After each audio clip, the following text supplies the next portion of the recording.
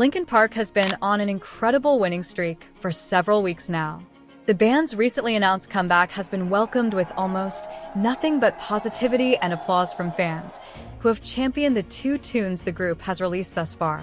Just a few weeks after dropping The Emptiness Machine, their first newly composed single in more than half a decade, Linkin Park delivered another tune.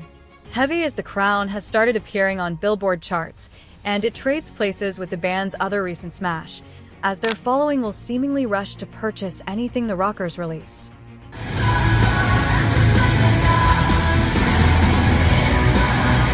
Heavy as the Crown debuts at #1 on this week's Hard Rock Digital Song Sales chart.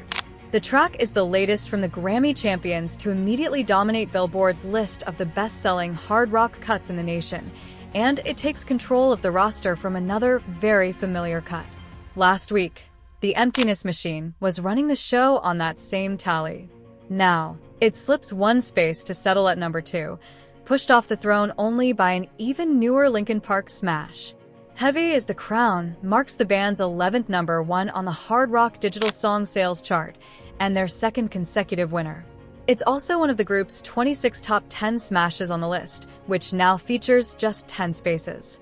In addition to both Heavy is the Crown and The Emptiness Machine, LP manages to claim one more hit on the hard rock purchase-focused roster at present.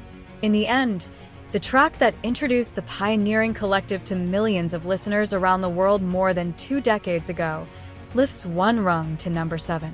Heavy as the Crown was released in the middle of a tracking week, which means it had less time in which to rack up streams and sales, which determine where it ranks on the Billboard tallies. That didn't stop the single from selling well enough to land on multiple charts, including the one it rules.